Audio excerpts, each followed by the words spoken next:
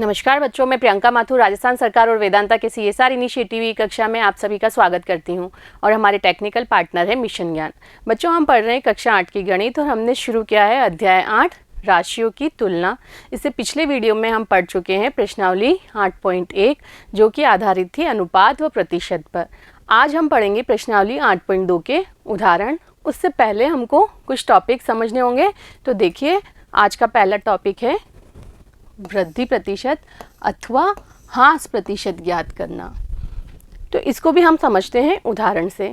देखिए क्या उदाहरण है। यदि पेट्रोल का मूल्य 60 रुपये प्रति लीटर से 75 रुपये प्रति लीटर हो गया। आजकल पेट्रोल के दाम जैसे बढ़ते जा रहे हैं, तो यदि आपको दिया है कि पेट्रोल का मूल्य पहले 60 रुपये प्रति लीटर था और अब हो गया है 75 रुपये प्रति लीटर, तो इसके मूल्य में क्या हो गई? वृद्धि हुई। तो ये वृद्धि तो आप निकाल सकते हैं कि वृद्धि कितनी हुई। तो वृद्धि हो गई 75 में से आपने क्या माइनस कर दिया? 60 माइनस कर दिया।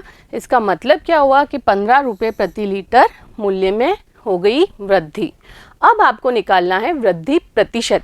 तो प्रतिशत में वृद्धि कितनी हुई, तो ये कैसे निकालते हैं, ये आपको फॉर्मूला दिया गया है, ये आपको याद रखना है। वृद्धि प्रतिशत बराबर होता है वृद्धि बटा मूल मूल्य गुणा 100%। अब इस वृद्धि के बटे में मूल मूल्य आता है, तो वृद्धि या ह्रास। यदि मूल्य में कमी होती तो हम कहते हैं ह्रास प्रतिशत, या ह्रास होता ह्रास प्रतिशत। तो वृद्धि या ह्रास हमेशा किस पर होता है? मूल मूल्य पे होता है। इसलिए आपको वृद्धि प्रतिशत या ह्रास प्रतिशत निकालना है, तो आपका सूत्र होगा वृद्धि बटा मूल मूल्य इंटू 100%। और यदि कमी होती है मूल्य में तो आप लिख देंगे ह्रास प्रतिशत बराबर ह्रास बटा मूल मूल्य गुणा 100%। तो इस सूत्र से आप निकालेंगे। यहाँ पर वृद्धि कितनी हुई है? 15 रुपये प्रति लीटर। तो क्या लिख दिया? 15 बटा मूल मूल्य 60 इंटू 100%। इसको हल करेंगे तो यह आएगा 25%। तो यदि आपसे पूछा जाए कि पेट्रोल के दामों में कितने प्रतिशत वृद्धि हुई है, तो आप क्या बोलेंगे? 25% वृद्धि हुई है। तो ये टॉपिक समझ में आया, वृद्धि प्रतिशत। और ह्रास प्रतिशत निकालना हो तो ह्रास प्रतिशत ह्रास बटा मूल मूल्य गुणा 100%। यहाँ वृद्धि की जगह क्या आ जाएगा? ह्रास। क्लियर हो गया ये टॉपिक? सूत्र भी याद हो गया? तो चलते हैं अगले टॉपिक पर, जो कि है बट्टा ज्ञात करना। अब देखिए बट्टा क्या होता है। आप किसी दुकान पे शॉपिंग के लिए गए, आपका बिल बना 100 रुपये और आपको दुकानदार ने बोला कि इस बिल पे आपको 10% का डिस्काउंट मिलता है। तो ये जो डिस्काउंट है, बोलते हैं ना ऐसे दुकान वाले, तो ये जो डिस्काउंट है वही क्या होता है? बट्टा। तो बट्टा आपको, आपका बिल बना है 100 रुपये का, इस पे आपको डिस्काउंट मिल रहा है 10% का। तो 100 का 10% होता है 10 रुपये का। तो आपको उसको कितने रुपए देने होंगे? 100 माइनस 10 बराबर 90 रुपये आपको दुकान वाले को देने होंगे। तो यहाँ आपने ये देखा कि जो डिस्काउंट या बट्टा है वो किस पे दिया जाता है? जो वस्तु का मूल्य आपको बताया गया है दुकानदार के द्वारा।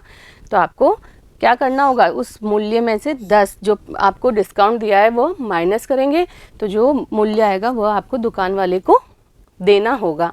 तो देखिए, किसी वस्तु के अंकित मूल्य में दी जाने वाली छूट को बट्टा कहते हैं। ये वस्तु का अंकित मूल्य, जो आपको टैग लगा हुआ होता है वस्तु के ऊपर, तो उसको तो बोल देंगे वस्तु का अंकित मूल्य। तो जैसे ये वस्तु का अंकित मूल्य, ये 10% डिस्काउंट दे रहा है, ये इसका क्या हो गया? बट्टा। तो आपको क्या करना है? अंकित मूल्य में से बट्टा माइनस करना होगा, तब आपको मिल जाएगा आपके वस्तु का, आपके लिए क्रय मूल्य और दुकानदार के लिए विक्रय मूल्य। तो देखिए आगे, बट्टा बराबर क्या होता है? अंकित मूल्य माइनस विक्रय मूल्य। जो मूल्य अंकित कर रखा है उसी में वह नहीं बेचता है और क्या करता है? उसमें से बट्टे की राशि माइनस करता है और फिर जो मूल्य प्राप्त होता है उसमें वह हमें वस्तु बेचता है। तो वह मूल्य क्या कहलाता है?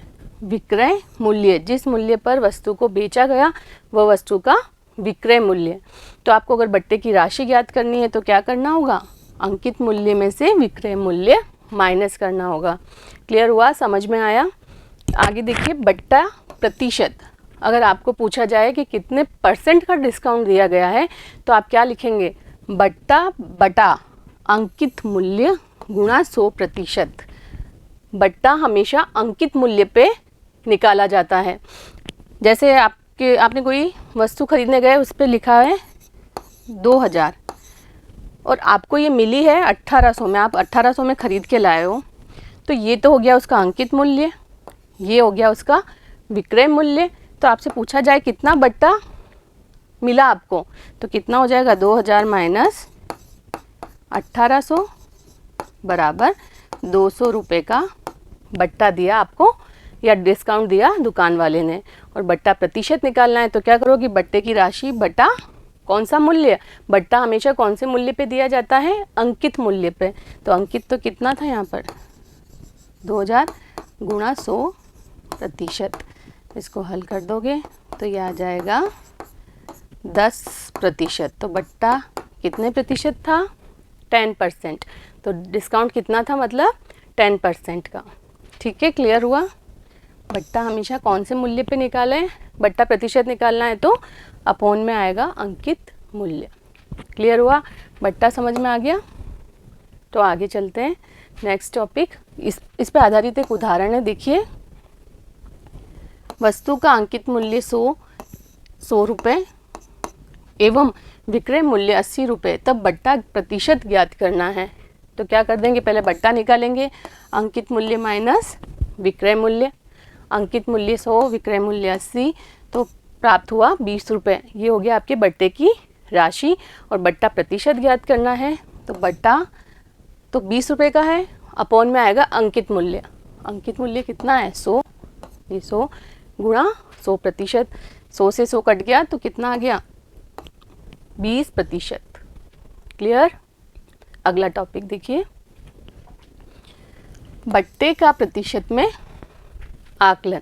ये कैसे करेंगे, देखिए बट्टे का प्रतिशत में आकलन आपको ये भी उदाहरण से समझते हैं। यदि दुकान पर आपका बिल आया 1500 रुपये का बिल बना है और दुकानदार 15% बट्टा भी प्रदान करता है और आपको 15% का डिस्काउंट मिल रहा है, तो भुगतान की जाने वाली राशि का आपको आकलन करना है। ये कैसे करेंगे, देखिए। पहले आपने निकाल लिया बट्टा। बट्टा हमेशा जो आपका बिल बना है या अंकित मूल्य पे निकाला जाता है। तो किसका, 15%। जितना बिल बना है, 1500 का बिल बना है तो 1500 का 15% आपको निकालना होगा। ये तो आपको निकालना आता है। 1500 का हटता है तो गुणे का चिन्ह आता है, 15% का चिन्ह हटा, बट्टे में आ गया 100। इसको हल किया तो आपको मिल गया बट्टे की राशि कितनी है, 225 रुपये प्राप्त हुई। तो अब 225 क्या करेंगे आप, जो बिल बना है 1500 का उसमें से माइनस कर देंगे। तो क्या हो जाएगा, भुगतान की जाने वाली राशि 1500 माइनस 225, तो क्या प्राप्त हो गया, 1275 रुपये आपको भुगतान करने होंगे दुकान वाले को। क्लियर। तो आगे चलते हैं नेक्स्ट टॉपिक, क्रय मूल्य, विक्रय मूल्य, लाभ प्रतिशत और ये हानि प्रतिशत। ये चीज़ें आपको समझनी है कि क्रय मूल्य क्या होता है, विक्रय मूल्य क्या होता है, लाभ कब होता है, हानि कब होती है। तो देखिए, क्रय मूल्य ज्ञात करने के लिए ऊपरी खर्चे जैसे मरम्मत पर, श्रमिकों पर, परिवहन पर खर्च की गई राशि जैसे खर्चे क्रय मूल्य में जोड़े जाते हैं। अब इसे आप समझते हैं। देखिए कि यदि कोई दुकान है, आप मान लीजिए टीवी की दुकान है, तो जैसे दुकान वाले ने टीवी कहीं से खरीदी, फिर वो अपनी दुकान तक लाता है, तो इस बीच में उसको परिवहन का खर्चा भी लगाना होता है और कुछ मजदूर भी उनको उठा के लाएंगे तो उनको भी कुछ देना होता है। तो ये जो सारे खर्चे हैं वह किस में ऐड होते हैं, क्रय मूल्य में। तो आपको जो खरीदा है टीवी, सिर्फ वही क्रय मूल्य नहीं है, उसके अंदर क्या क्या ऐड होंगे। यदि कुछ मरम्मत करानी पड़ी तो उसका खर्चा, श्रमिकों का खर्चा, परिवहन का खर्चा, ये सारे खर्चे किस में ऐड होंगे, क्रय मूल्य में। तो आपको ये क्रय मूल्य समझ में आया। और जिस मूल्य पे दुकानदार टीवी बेचता है वह कहलाएगा उसका विक्रय मूल्य।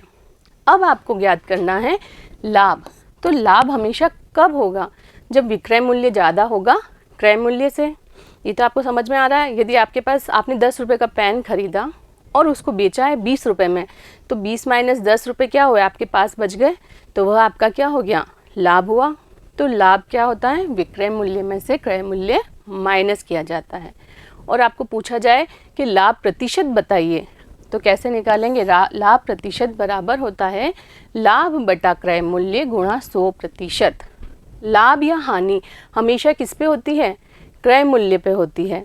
तो लाभ प्रतिशत या हानि प्रतिशत निकालेंगे तो उसके सूत्र में क्या आएगा, लाभ बटा क्रय मूल्य इंटू 100%, और हानि प्रतिशत निकाल रहे हैं तो हानि बटा क्रय मूल्य इंटू 100%। तो बटा में हमेशा क्रय मूल्य आएगा, क्योंकि लाभ या हानि हमेशा क्रय मूल्य पे होती है। क्लियर। तो लाभ प्रतिशत का और हानि प्रतिशत का सूत्र आपको समझ में आ गया होगा। लाभ बटा क्रय मूल्य, यहाँ आएगा हानि बटा क्रय मूल्य। और हानि कब होएगी, जब क्रय मूल्य ज़्यादा है विक्रय मूल्य से। आपने 10 रुपये के पेन को यदि 5 रुपये में बेच दिया तो आपको क्या होगा, हानि। तो क्या है हानि का सूत्र, क्रय मूल्य माइनस विक्रय मूल्य। क्लियर हुआ ये। चलते हैं अगले टॉपिक पे। बिक्री कर, वैल्यू एडेड टैक्स, माल और सेवा कर, ये सारे जो टैक्सेस हैं, जैसे किसी भी कोई भी वस्तु है उस पर सेल्स टैक्स लगाया जाता है सरकार के द्वारा। तो ये वाला जो टैक्स है वो दुकानदार किससे लेता है, ग्राहकों से लेता है। तो आपको क्या करना होता है, यदि आपके पास आप खरीदने गए 100 रुपये की चीज़, इस पर सरकार के द्वारा 5 रुपये का सेल्स टैक्स लिया जा रहा है, तो ये 5 रुपये जो इसमें ऐड होंगे उसका भुगतान कौन करेगा, आप ग्राहक। तो आपको कितना भुगतान करना होगा, 105 रुपये का। तो आपको यहाँ पर सिर्फ ये समझना है कि जो भी टैक्स होगा वो किस में जुड़ जाएगा, जो आपका कुल बिल है या उस वस्तु का जो मूल्य है उसमें टैक्स ऐड होगा। जैसे अभी आपने समझा था बट्टा दिया जाता है, बट्टे की राशि तो होती है माइनस, क्योंकि वह डिस्काउंट है, और टैक्स जो होता है वह वस्तु की राशि में या वस्तु के मूल्य में ऐड होता है।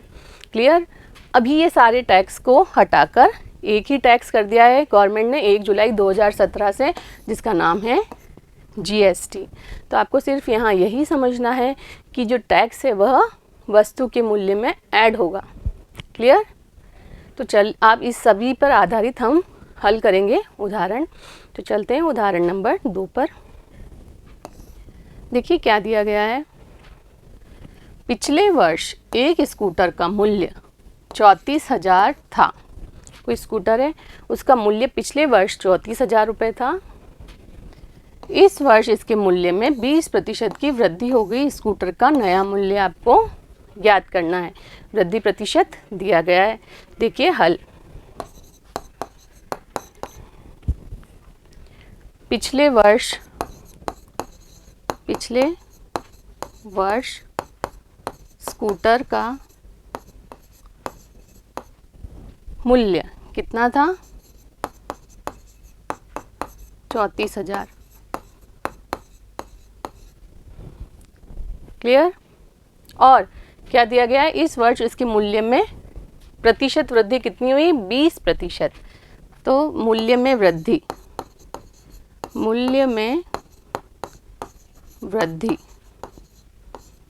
कितनी हुई है, 20%। तो 20% किस पर हुई है, इस 34,000 पे हुई है। तो आपको अगर वृद्धि कितनी वृद्धि हुई है राशि निकालनी है, तो आपको क्या निकालना है, 34,000 का 20%। तो क्या लिखेंगे यहाँ पर, वृद्धि, इस मूल्य में वृद्धि 34,000 का 20%। क्लियर। इस 34,000 से वृद्धि हुई है, तो वृद्धि प्रतिशत जो दिया गया है 20%, वह किस पर हुई है, 34,000 पे। तो आपको ये निकालना तो आता है। क्या करेंगे, 34,000 का हटाया तो आया गुणा 20%, का चिन्ह हटाया तो बटे में आ गया 100। काटिए, कुछ कट रहा है तो ये 1 0 से 1 0, 1 0 से 1 0, 2 4 दूनी 8 हो गया, 3 दूनी 6 हो गया, और ये 20 रुपीज़। तो इसका मतलब आपने वृद्धि कितनी हुई है मूल्य में, यह आपने निकाल लिया। वृद्धि की राशि कितनी है, 6,800 रुपये। अब आपको क्या निकालना है, स्कूटर का नया मूल्य। तो स्कूटर का नया मूल्य निकालने के लिए क्या करेंगे, जो पहले का मूल्य था उसके अंदर ये वृद्धि की राशि ऐड कर देंगे। तो क्या लिखेंगे, इसलिए स्कूटर का नया मूल्य कितना हो जाएगा, 34,000 तो पहले था प्लस 6,800। देखिए 2 ज़ीरो है पीछे, फिर आ जाएगा 8, फिर 6 और 4 10, और ये आ गया 1 हासिल, 6 और 4 10, ये आया 0 और 1, 40,800 रुपये। तो स्कूटर का नया मूल्य कितना आ गया, 40,800 रुपये। क्लियर है। तो अब चलते हैं अगले उदाहरण पर। उदाहरण नंबर 3 देखिए क्या है। उदाहरण नंबर 3, ₹840 अंकित मूल्य वाली एक वस्तु ₹714 में बेची जाती है। बट्टा और बट्टा प्रतिशत ज्ञात करना है। तो इसका मतलब ये तो आपको दिया है अंकित मूल्य और ये दिया है विक्रय मूल्य। तो आपको पता है बट्टा क्या होता है, अंकित मूल्य माइनस विक्रय मूल्य। देखिए हल। अंकित मूल्य क्या दिया गया है, ₹840 और विक्रय मूल्य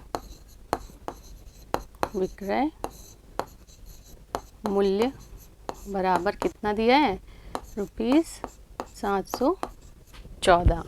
बट्टा दिया गया है यहाँ पर, तो आपको बट्टा ज्ञात करना है। तो कितना हो जाएगा, बट्टा बराबर होता है अंकित मूल्य माइनस विक्रय मूल्य कितना हो जाएगा, 840 माइनस 714 कितना आएगा। देखिए 10 में से 4 गए तो बच गए यहाँ पर 6, ये हो गया 3, 3 में से 1 गए तो बच गया 2, यहाँ हो गया 8 में से 7 गया तो 1, मतलब बट्टा कितना दिया गया है, 126 रुपये। और आपसे एक और चीज़ पूछिए, बट्टा प्रतिशत। तो बट्टा प्रतिशत कितना हो जाएगा, याद है ना सूत्र, बट्टा बटा 726 बट्टा 126 है ये, 126 बटा अंकित मूल्य। बटा हमेशा किस पे दिया जाता है, अंकित मूल्य पे। तो इसके बटे में आएगा अंकित मूल्य गुणा 100, ये आएगा प्रतिशत में। हल करते हैं इसको। देखिए 1 0 से 1 0 कट गया, 4 से 2 से काटेंगे, 2 चौक 8, 2 दूनी 4, ये हो गया 5, फिर 2 से काटो, 2 दूनी 4, 2 एकम 2, 2 छंग 12, 2 तिया 6, 7 से कट रहा है 7 तिया 21, 7 नम 63, 3 से कट रहा है 3 तिया 9, तो कितना आ रहा है 5 तिया 15%। तो जो बट्टा प्रतिशत है वो कितना निकला, 15%। क्लियर हुआ, समझ में आया। चलते हैं आगे प्रश्न उदाहरण नंबर 4 पे। क्या दिया है, देखिए एक फ्रॉक को सूची मूल्य, देखिए सूची मूल्य या अंकित मूल्य एक ही बात है। तो देखिए क्या लिखा है, फ्रॉक को सूची मूल्य 220 रुपये है, सेल में 20% बट्टे की घोषणा की जाती है। इस फ्रॉक पर बट्टे की राशि क्या है और इसका विक्रय मूल्य क्या है। तो आपको बताना है बट्टे की राशि क्या है और विक्रय मूल्य क्या है। देखिए हल। क्या लिखा है, फ्रॉक का अंकित मूल्य या सूची मूल्य, तो आप लिख सकते हैं सूची मूल्य बराबर कितना बताया है, ₹220, बट्टा प्रतिशत दिया गया है, बट्टा प्रतिशत बराबर 20%। तो आपको इसकी राशि निकालनी है, बट्टे की राशि। तो 20% किस पे, तो 220 पर। तो बट्टा बराबर कितना हो जाएगा, इसलिए बट्टा बराबर 220 का 20%। बट्टा हमेशा अंकित मूल्य पे दिया जाता है, तो 20% किसका, तो 220 का 20%। कितना हो जाएगा, हल करते हैं। का चिन्ह हटाया, का हटाया तो चिन्ह आया गुणे का, गुणा 20/100, 1 0 से 1 0 से 1 0, तो आया 44 रुपये। मतलब बट्टे की राशि आपने निकाल ली है, कितनी है 44 रुपये। अब आपको ज्ञात करना है उस फ्रॉक को कितने में बेचा गया या फ्रॉक का विक्रय मूल्य। तो क्या लिख देंगे, इसलिए फ्रॉक का विक्रय मूल्य बराबर अंकित मूल्य माइनस बट्टा। तो अंकित मूल्य या सूची मूल्य माइनस बट्टा, तो कितना था अंकित मूल्य 220 था, माइनस बट्टा कितने रुपए का दिया है 44 रुपये, माइनस कर देंगे तो कितना आ जाएगा, देखिए 10 में से 4 गए तो बच गए 6, यहाँ हो गया 1, तो 11 में से 4 गए तो 7 और यहाँ बच गया 1, तो कितने रुपए की हो गई वो फ्रॉक 176 रुपये की, और लिखा हुआ कितना था 220। क्लियर, समझ में आया। तो आगे चलते हैं, उदाहरण नंबर 5वां। देखिए क्या दिया गया है। सोहन ने एक पुराना रेफ्रिजरेटर रुपीज़ 2500 में ख़रीदा। उसने 500 रुपये उसकी मरम्मत पर खर्च किए।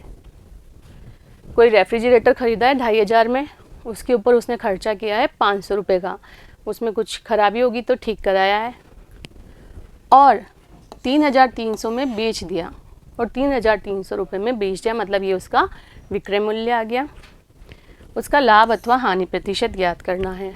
अब आपने पढ़ा था क्रय मूल्य, तो क्रय मूल्य में क्या होता है, क्या ऐड किया जाता है, मरम्मत पर जो खर्चा किया जाता है वह किस में ऐड किया जाता है, क्रय मूल्य में। तो यहाँ पर क्या होगा, देखिए हल, रेफ्रिजरेटर का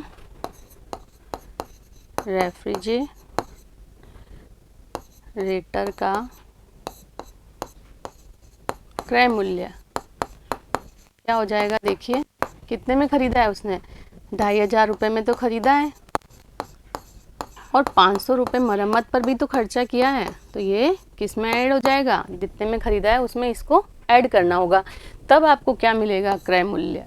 तो कितना हो जाएगा क्रय मूल्य ₹3000। इसका मतलब रेफ्रिजरेटर का क्रय मूल्य आया ₹3000 या 3000 रुपये, और विक्रय मूल्य दिया गया है, विक्रय मूल्य कितना दिया गया है 3300। तो उसका लाभ अथवा हानि, अब देखिए इन दोनों से देख के आप बताइए कि लाभ हुआ है कि हानि हुई है। तो यहाँ पर विक्रय मूल्य ज़्यादा है, 3300 है, और ख़रीदा तो उसने 3000 में ही है, इसका मतलब उसको क्या हो रहा है, लाभ हो रहा है। तो इसलिए लाभ कितना हो जाएगा, विक्रय मूल्य माइनस क्रय मूल्य। विक्रय मूल्य कितना है 3300 माइनस क्रय मूल्य कितना है 3000, तो इनको हल करने पे आ जाएंगे 300 रुपये। इसका मतलब उसको कितने रुपए का लाभ हो रहा है, 300 रुपये का लाभ हो रहा है, और आपको प्रतिशत लाभ निकालना है, इसलिए लाभ प्रतिशत कितना हो जाएगा, लाभ बटा क्रय मूल्य। लाभ या हानि हमेशा किस पे होती है, क्रय मूल्य पर। क्रय मूल्य कितना है 3000 इंटू 100%, 2 0 से 2 0 कट गई, 1 0 से 1 0, और ये 3 से 3 कट गया, तो कितना आ रहा है 10%। इसका मतलब कितना लाभ प्रतिशत है 10%। क्लियर हुआ उदाहरण नंबर 5वां। चलते हैं अगले उदाहरण पर, उदाहरण नंबर 6। देखिए क्या दिया गया है। एक दुकानदार ने 200 बल्ब 10 रुपये प्रति बल्ब की दर से खरीदे। 200 बल्ब खरीदे हैं, एक बल्ब खरीदा है 10 रुपये में।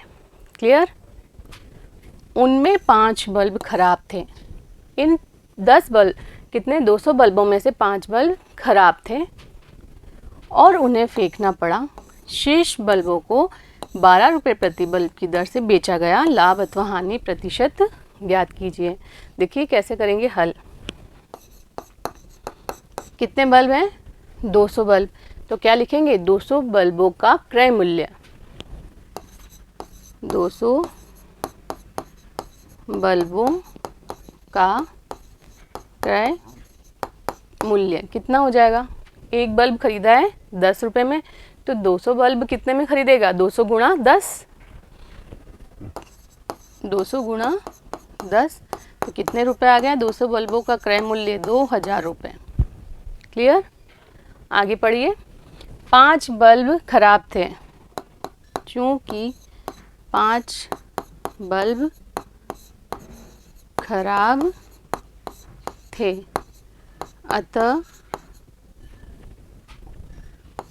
अतः शेष बल्ब कितने बच जाएंगे? शेष बल्ब 5 बल्ब उसने फेंक दिए तो क्या हो जाएगा? शेष बल्ब 200 माइनस 5 बराबर 195 बल्ब। तो अब जो बेचेगा वह सिर्फ कितने बेचेगा? 195 बल्ब बेचेगा। अब क्या दिया है? 12 रुपये प्रति बल्ब की दर से बेचा गया, तो 195 बल्बों का क्या निकालना है? विक्रय मूल्य। इसलिए 195 बल्बों का विक्रय मूल्य 195 गुणा एक बल्ब कितने में बेच रहा है? 12 रुपये में। तो 195 बल्ब कितने में बेचेगा? तो 195 गुणा 12। क्लियर? 195 गुणा 12। देखिए यहाँ पर 195 गुणा 12, 5 दूनी 10, 9 दूनी 18 और 1 19, 1 2 एकम 2 और 1 3 गुणा 5 9 और 1 कितना आ जाएगा? 0, 9 और 5 14, 9 और 1 10 और 1 10 और 3 13, तो ये आया ₹2340 रुपये में बेचे उसने। कितने बल्ब? 195 बल्ब। अब देखिए, लाभ या हानि प्रतिशत ज्ञात करना है। तो 200 बल्बों का क्रय मूल्य कितना आया था? 2000 और इनका विक्रय मूल्य आया है 2340। तो इसका मतलब क्या हुआ? विक्रय मूल्य ज़्यादा आ रहा है, क्रय मूल्य कम है, तो क्या हुआ? लाभ। तो क्या निकालेंगे? इसलिए लाभ बराबर विक्रय मूल्य माइनस क्रय मूल्य। विक्रय मूल्य कितना आया है? 2340 माइनस क्रय मूल्य कितना है? 2000। तो कितना रुपये आ जाएगा? 340 रुपये का उसको क्या हुआ? लाभ हुआ। अब आपको प्रतिशत में पूछा है तो लाभ प्रतिशत, इसलिए लाभ प्रतिशत बराबर क्या हो जाएगा? लाभ बटा, लाभ या हानि हमेशा क्रय मूल्य पे निकाली जाती है, तो लाभ प्रतिशत बराबर लाभ बटा क्रय मूल्य गुणा 100%। लाभ कितना आया है? 340 बटा क्रय मूल्य है 2000 गुणा 100%। क्लियर? देखिए कुछ कट रहा है क्या? 1 0, ये 1 0 यहाँ से कट जाएगा और ये आ जाएगा 17। तो आपको क्या हो गया? लाभ प्रतिशत मिल गया 17%। तो इसका मतलब उसको लाभ हो गया है 17%। क्लियर? चलते हैं अगले प्रश्न पर। उदाहरण नंबर 7वां पढ़ते हैं। क्या दिया गया है? मीनू ने 2 पंखे 1200 रुपये प्रति पंखे की दर से खरीदे। तो आप यहाँ से क्या निकाल लेंगे? दोनों पंखों का क्रय मूल्य 1200 गुणा 2 हो जाएगा। आगे देखिए, उसने एक पंखे को 5% हानि से और दूसरे पंखे को 10% लाभ से बेचा है। एक पंखे पे तो उसको हो रहा है 5% की हानि और दूसरे पे हो रहा है उसको 10% लाभ। प्रत्येक पंखे का विक्रय मूल्य आपको ज्ञात करना है। कुल लाभ अथवा हानि भी आपको ज्ञात करनी है। तो देखिए हल, दोनों पंखों का क्रय मूल्य कैसे निकलेगा? 1200 रुपये प्रति पंखा है तो 1200 गुणा 2 हो जाएगा। तो 1200 गुणा 2, 2 पंखे हैं इसलिए 1200 गुणा 2, तो 12 दूनी 2400 रुपये। तो दोनों पंखों का क्रय मूल्य निकल गया है 2400 रुपये। अब पहले पंखे को उसने 5% हानि से, तो क्या लिखेंगे? पहले पंखे पर हानि, इसलिए पहले पंखे पर हानि बराबर कितनी होगी? किसका 5% होता है? हमेशा क्रय मूल्य पर लाभ या हानि होती है। तो क्या निकालेंगे, 1200 रुपये का है तो 1200 का 5% कितना होगा, देखिए 1200 गुणा 5/100, 2 0 से 2 0 कट गए, 12 पंजे 60। तो इसका मतलब कितने रुपए की हानि हुई है, पहले पंखे पर 60 रुपए की। इसलिए पहले पंखे का विक्रय मूल्य, पहले पंखे का विक्रय मूल्य कितना हो जाएगा, देखिए हानि हुई है तो क्रय मूल्य माइनस हानि। क्रय मूल्य कितना है 1200 माइनस हानि कितनी है 60। इसका मतलब 1140 रुपये में उसने उसको बेचा। क्लियर। अब दूसरा पंखा क्या दे रखा है, क्योंकि दूसरे पंखे पर लाभ, दूसरे पंखे पर लाभ कितना हुआ है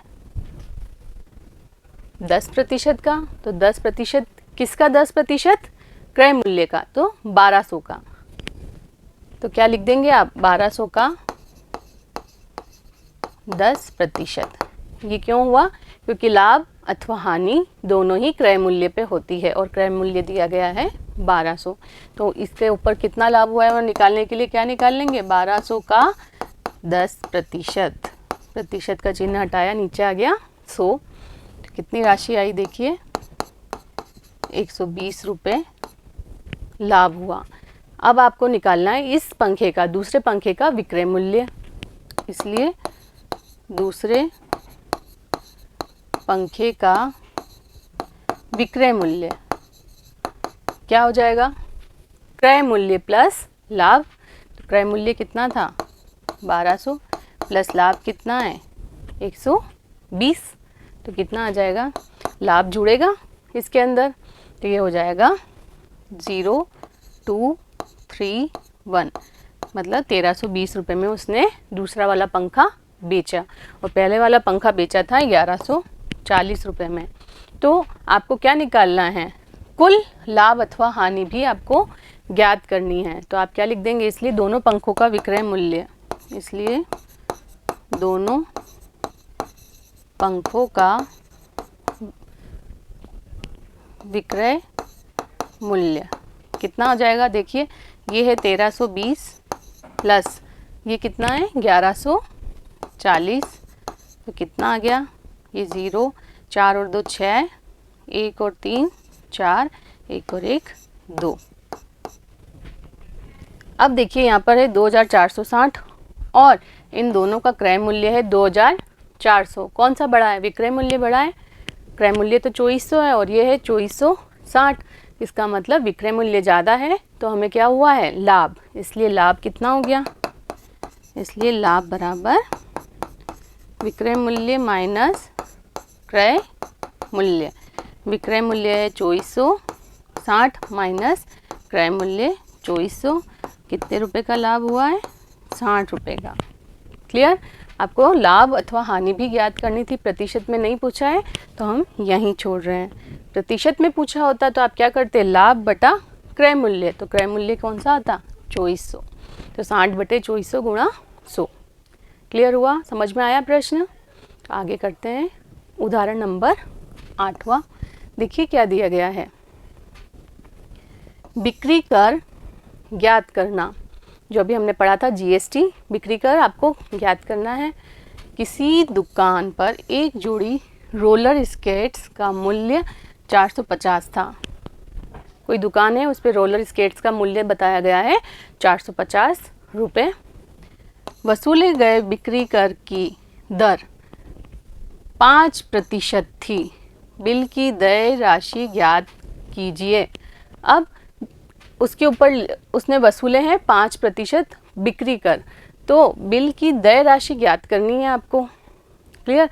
बिल तो आपका बना है 450 का, परंतु उसके ऊपर जीएसटी और लग गया, वो बताया है उसने 5% का। तो आपको ये बताया था जो भी कर है या टैक्सेस हैं वह क्या होंगे, जो आपका बिल बना है उसमें ऐड करने होंगे। तो देखिए हल, बिक्री कर सेल्स टैक्स कितना हो जाएगा, बिक्री कर बराबर कितना है 5%। किसका 5%? जो आपका बिल बना है उस पर आपको क्या देना होता है, कर देना होता है या टैक्स देना होता है। तो 450 का बिल बना है, क्योंकि रोलर स्केट्स की जो वैल्यू है, जो कीमत है लिखी गई है, वही आपका बिल बना है। तो 450 का बना है, तो क्या हो जाएगा, बिक्री कर बराबर 450 का 5%। हल कर लेंगे। 450 गुणा का की जगह क्या आ गया, गुणा 5% का चिन्ह हटाया तो नीचे आ गया 100, काट दिया, कितना आया देखो, 5 गुणा 5 25, 5 चौक 20 और 2 22/10। इसका मतलब 22.5 रुपये का क्या है, टैक्स लगा है।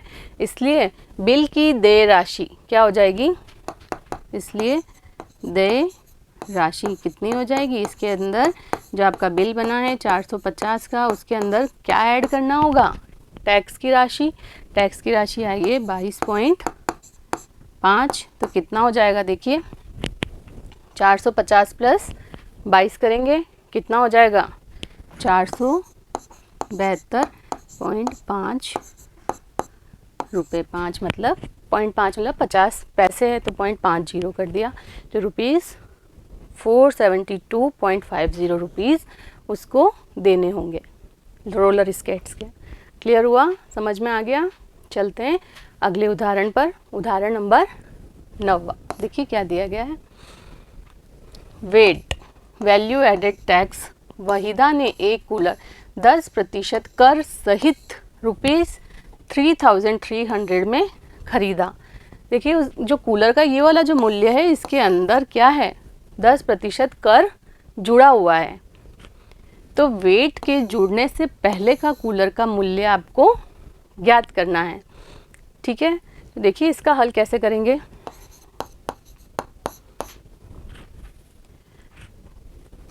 यदि कूलर का मूल्य 100 रुपये है तो 10% वेट सहित मूल्य होगा। कितना हो जाएगा देखिए, मान लिया आपने कूलर का मूल्य 100 रुपये है, उसके अंदर आपने ऐड किया 10% वेट, तो क्या होगा, 100 का 10% तो कितना होता है, 10 रुपये ही होता है। तो अब इसका मूल्य कितना हो जाएगा, 100 + 10 110 रुपये। यहाँ तक समझ में आया। अब देखिए क्या लिखेंगे, चूंकि वेट सहित मूल्य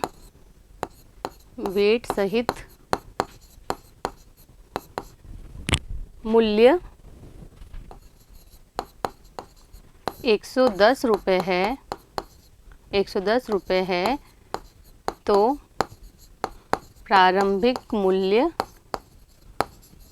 कितना है, 100 रुपये। ये समझ में आया। वेट सहित मूल्य आया है 110, तो प्रारंभिक मूल्य कितना माना था, 100 रुपये।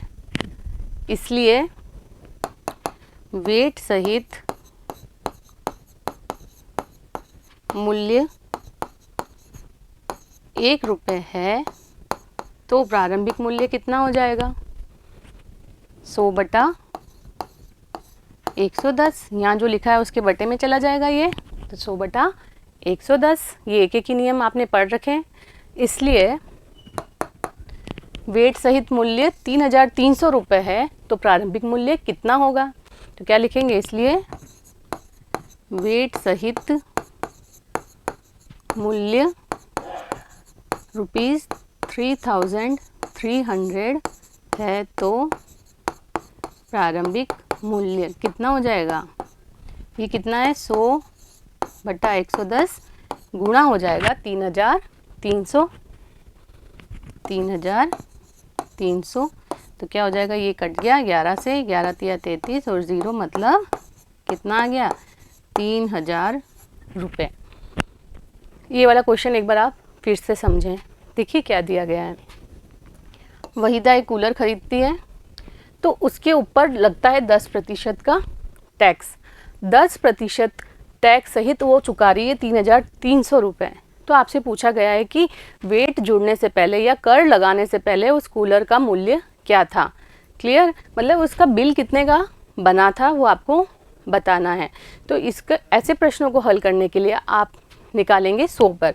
तो मान लीजिए कूलर का मूल्य 100 रुपये है, 10% का टैक्स लगाया तो उसका मूल्य कितना हो गया 110 रुपये, क्योंकि 100 का 10% तो 10 ही होता है। तो 100 + 10 कितना आ गया 110 रुपये। ये है वेट सहित मूल्य। अब देखिए वेट सहित मूल्य 110 है तो प्रारंभिक मूल्य कितना माना है आपने 100 रुपये, इसलिए वेट सहित मूल्य 1 रुपये होने पर कितना हो जाएगा प्रारंभिक मूल्य 100/110। और आपको दिया गया है वेट सहित मूल्य 3,300 है तो प्रारंभिक मूल्य कितना हो जाएगा 100/110 × 3,300। इसको हल कर लेंगे तो यह आ जाएगा 3,000 रुपये। इसका मतलब 3,000 रुपये का बिल बना था जिसके ऊपर 10% का टैक्स लगा, तब उसने कूलर ख़रीदा है 3,300 रुपये में। क्लियर, समझ में आया? चलते हैं अगले उदाहरण पर। उदाहरण नंबर 10। सलीम ने एक वस्तु 784 में खरीदी जिसमें 12% GST सम्मिलित था। इसमें भी सेम वही क्वेश्चन है, टैक्स इंक्लूड करके आपको दिया गया है 784 रुपये। ठीक है, GST जोड़ने से पहले वस्तु का मूल्य क्या था। तो वापस आपको क्या करना पड़ेगा 100 पर निकालेंगे हल। देखिए, यदि वस्तु का मूल्य 100 रुपये है तो 12% GST लगने के बाद का मूल्य, GST लगाने पर इसका मूल्य कितना हो जाएगा 100 का 12% मतलब 12 रुपये, तो 100 + 12 कितना आ जाएगा 112 रुपये। 112 रुपये। क्लियर, अब एक ही नियम से करेंगे। चूँकि GST सहित मूल्य 112 रुपये है तो प्रारंभिक मूल्य कितना है 100 रुपये। कितना लिख देंगे यहाँ 100 रुपये। इसलिए GST सहित मूल्य 1 रुपये है तो प्रारंभिक मूल्य कितना आ जाएगा 100/112। यहाँ जो लिखा है वो बटे में चला जाएगा, इसलिए GST सहित मूल्य 784 है तो प्रारंभिक मूल्य कितना आ जाएगा 100/112। तो ये था ही गुणा हो जाएगा यहाँ पर 784 का। क्लियर, जैसा पहले वाले उदाहरण में किया सेम वही प्रोसीजर है। तो देखिए हल करते हैं इसको आगे। 2 से काटिए, 2 पंजे 10, 2 छंग 12, ये भी कटेगा 2 तिया 6, 2 नम 18 और 2 दूनी 4। फिर 2 से काटेंगे, 2 दूनी 4, 2 अठे 16, 2 एकम 2, 2 नम 18 और 2 छंग 12। फिर कट रहा है ये 2 से, ये आ गया 14 और ये आ गया 2 नम 18, 1 बचा 2 अठे 16। फिर कट रहा है ये 2 से, 2 सत्ते 14, 2 चौक 8, 2 नम 18। फिर 7 से कट रहा है, 7 7 ज़ा 49, तो ये आ रहा है 700 रुपये। तो इसका मतलब आपको क्या पूछा है, GST जोड़ने से पहले वस्तु का मूल्य कितना था 700 रुपये और GST 12% लगाया तो उसका मूल्य हो गया है 784 रुपये। समझ में आया उदाहरण नंबर 10? तो उम्मीद करती हूँ आपको ये सभी उदाहरण अच्छे से समझ में आए होंगे। तो अगले वीडियो में मिलते हैं हम प्रश्नावली के सवालों के साथ। तब तक जुड़े रहिए। धन्यवाद।